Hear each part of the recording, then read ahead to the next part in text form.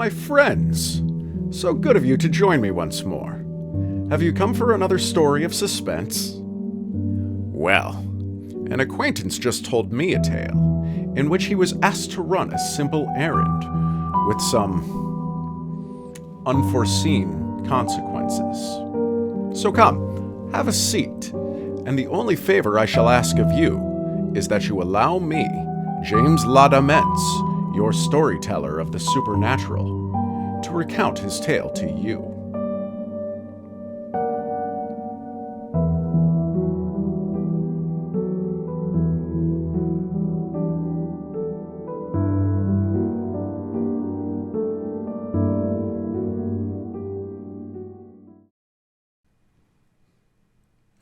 The subject of sequestration of the person came up in speaking of a recent lawsuit, and each of us had a story to tell.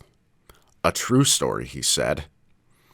We had been spending the evening together at an old family mansion in the Rue des Grenelles, just a party of intimate friends. The old Marquis de la Tour, Samuel, who was 82, rose, and leaning his elbow on the mantelpiece, said in his somewhat shaky voice, "I also know of something strange, so strange that it has haunted me all my life. It is now 56 years since the incident occurred, and yet not a month passes that I do not see it again in a dream, so great is the impression of fear it has left on my mind. For 10 minutes, I experienced such horrible fright that ever since then, a sort of constant terror has remained with me. Sudden noises startle me violently, and objects imperfectly distinguished at night inspire me with a mad desire to flee from them. In short, I am afraid of the dark." But I would not have acknowledged that before I reached my present age. Now I can say anything. I have never receded before real danger, ladies. It is therefore permissible, at 82 years of age, not to be brave in presence of imaginary danger. That affair so completely upset me, caused me such deep and mysterious and terrible distress, that I never spoke of it to anyone. I will now tell it to you exactly as it happened, without any attempt at explanation. In July 1827, I was stationed at Rouen. One day, as I was walking along the quay, I met a man whom I thought I recognized without being able to recall exactly who he was. Instinctively, I made a movement to stop. The stranger perceived it and at once extended his hand. He was a friend to whom I had been deeply attached as a youth. For 5 years I had not seen him. He seemed to have aged half a century. His hair was quite white, and he walked bent over as though completely exhausted. He apparently understood my surprise, and told me of the misfortune which had shattered his life. Having fallen madly in love with a young girl, he had married her, but after a year of more than earthly happiness, she died suddenly of an affection of the heart. He left his country home on the very day of her burial, and came to his townhouse in Rouen, where he lived, alone and unhappy, so sad and wretched that he thought constantly of suicide. "Since I have found you again in this manner," he said, "I will ask you to render me an important service. It is to go and get me out of the desk in my bedroom, our bedroom, some papers of which I have urgent need. I cannot send a servant or a business clerk, as discretion and absolute silence are necessary. As for myself, nothing on earth would induce me to re-enter that house. I will give you the key of the room, which I myself locked on leaving, and the key of my desk, also a few words for my gardener, telling him to open the chateau for you. But come and breakfast with me tomorrow, and we will arrange all that." I promised to do him the slight favor he asked. It was, for that matter, only a ride, which I could make in an hour on horseback, his property being but a few miles' distance from Rouen. At 10 o'clock the following day, I breakfasted, tête-à-tête with my friend, but he scarcely spoke. He begged me to pardon him. The thought of the visit I was about to make to that room, the scene of his dead happiness, overcame him, he said. He, indeed, seemed singularly agitated and preoccupied, as though undergoing some mysterious mental struggle. At length, he explained to me exactly what I had to do. It was very simple. I must take 2 packages of letters and a roll of papers from the first right-hand drawer of the desk, of which I had the key. He added, "I need not beg you to refrain from glancing at them." I was wounded at that remark, and told him so somewhat sharply. He stammered, "Forgive me, I suffer so," and tears came to his eyes. At about 1 o'clock, I took leave of him to accomplish my mission. The weather was glorious, and I trotted across the fields, listening to the song of the larks and the rhythmical clang of my sword against my boot. Then I entered the forest and walked my horse. Branches of trees caressed my face as I passed, and now and then I caught a leaf with my teeth and chewed it, from sheer gladness of heart at being alive and vigorous on such a radiant day. As I approached the chateau, I took from my pocket the letter I had for the gardener, and was astonished at finding it sealed. I was so irritated that I was about to turn back without having fulfilled my promise, but reflected that I should thereby display undue susceptibility. My friend, in his troubled condition, might easily have fastened the envelope without noticing that he did so. The manor looked as if it had been abandoned for 20 years. The open gate was falling from its hinges, the walks were overgrown with grass, and the flower beds were no longer distinguishable. The noise I made by kicking at a shutter brought out an old man from a side door. He seemed stunned with astonishment at seeing me. On receiving my letter, he read it, reread it, turned it over and over, looked me up and down, put the paper in his pocket, and finally said, "Well, what is it you wish?" I replied shortly, "You ought to know, since you have just read your master's orders. I wish to enter the chateau." He seemed overcome. "Then you are going in? Into her room?" I began to lose patience. "Damn it, are you presuming to question me?" He stammered in confusion. "No, sir, but it has not been opened since the death. If you will be kind enough to wait 5 minutes, I will go and see if—" I interrupted him angrily. "See here, what do you mean by your tricks? You know very well you cannot enter the room, since here is the key." He no longer objected. "Then, sir, I will show you the way." "Show me the staircase and leave me.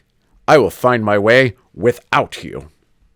"But, sir—" This time, I lost my patience, and pushing him aside, I went into the house. I first went through the kitchen, then 2 rooms occupied by this man and his wife. I then crossed a large hall, mounted a staircase, and recognized the door described by my friend. I easily opened it and entered the apartment. It was so dark that at first I could distinguish nothing. I stopped short, disagreeably affected by that disagreeable, musty odor of closed, unoccupied rooms. As my eyes slowly became accustomed to the darkness, I saw plainly enough a large and disordered bedroom. The bed without sheets, but still retaining its mattresses and pillows, on one of which was a deep impression, as though an elbow or a head had recently rested there. The chairs all seemed out of place. I noticed that a door, doubtless that of a closet, had remained half open.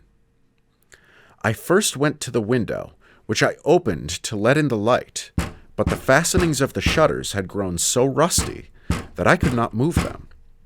I even tried to break them with my sword, but without success.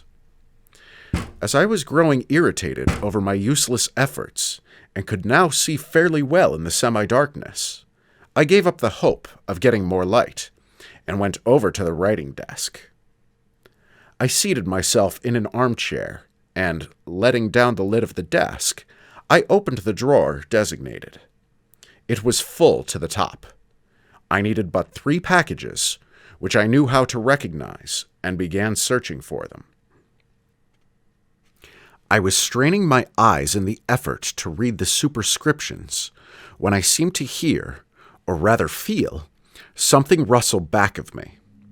I paid no attention, believing that a draft from the window was moving some drapery. But in a minute or so, another movement, almost imperceptible, sent a strangely disagreeable little shiver over my skin. It was so stupid to be affected, even slightly, that self-respect prevented my turning around. I had just found the second package I needed, and was about to lay my hand on the third, when a long and painful sigh, uttered just at my shoulder, made me bound like a madman from my seat and land several feet off. As I jumped, I had turned round my hand on the hilt of my sword, and truly, if I had not felt it at my side, I should have taken to my heels like a coward. A tall woman dressed in white stood gazing at me from the back of the chair where I had been sitting an instant before. Such a shudder ran through all my limbs that I nearly fell backward. No one who has not experienced it can understand that frightful, unreasoning terror. The mind becomes vague. The heart ceases to beat. The entire body grows limp as a sponge. I do not believe in ghosts. Nevertheless, I collapsed from a hideous dread of the dead, and I suffered in a few moments more than in all the rest of my life from the irresistible terror of the supernatural. If she had not spoken, I should have died, perhaps. But she spoke. She spoke in a sweet, sad voice that set my nerves vibrating. I dare not say that I became master of myself and recovered my reason. No. I was terrified and scarcely knew what I was doing. But a certain innate pride, a remnant of soldierly instinct, made me, almost in spite of myself, maintain a bold front. She said, "Oh, sir, you can render me a great service." I wanted to reply, but it was impossible for me to pronounce a word. Only a vague sound came from my throat. She continued, "Will you? You can save me, cure me. I suffer frightfully. I suffer, oh, how I suffer." And she slowly seated herself in my armchair, still looking at me. "Will you?" she said. I nodded in assent, my voice still being paralyzed. Then she held out to me a tortoise-shell comb and muttered, "Comb my hair. Comb my hair. That will cure me. It must be combed.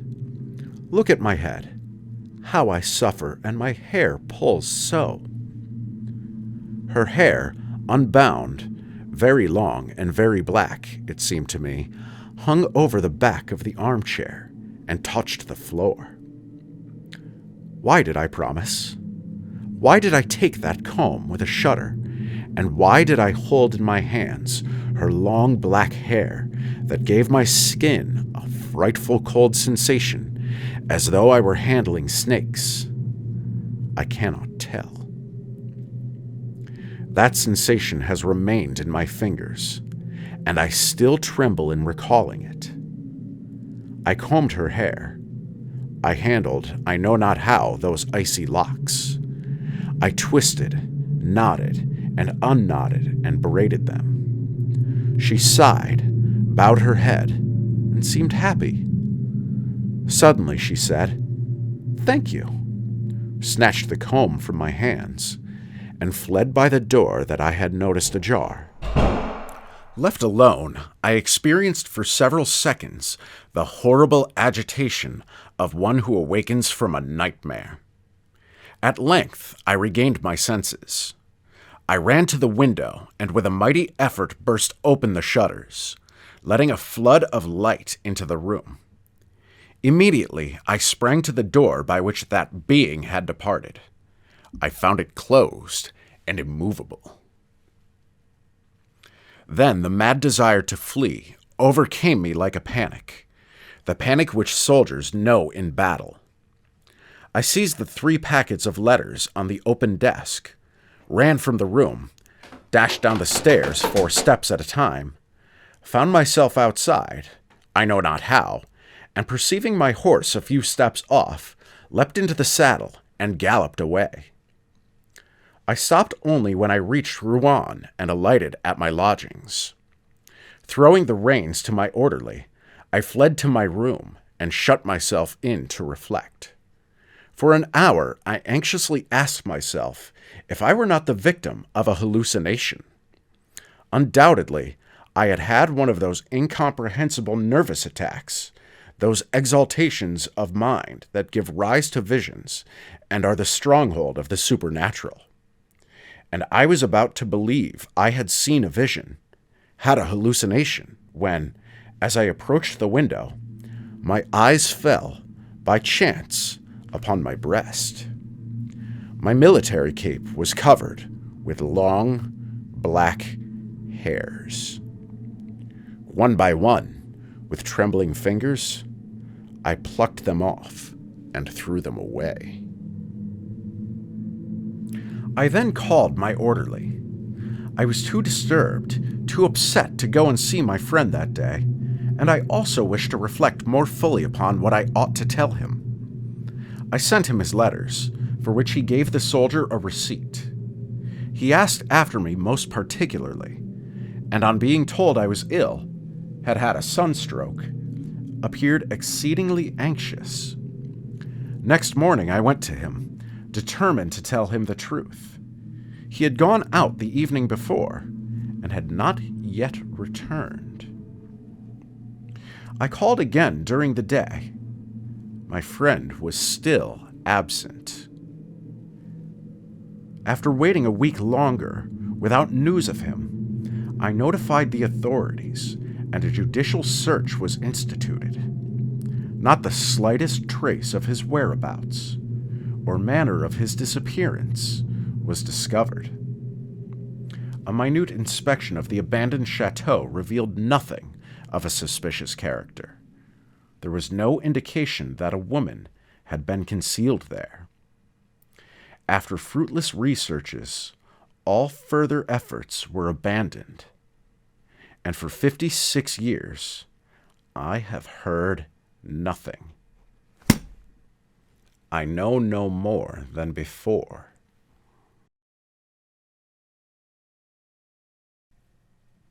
And so, my friends, this story of an apparition is done. But can you imagine a specter appearing and vanishing before your very eyes? Well, enough of that. The time has come for us to part ways once again. But if I may ask a favor, please come again and join me for another story of suspense.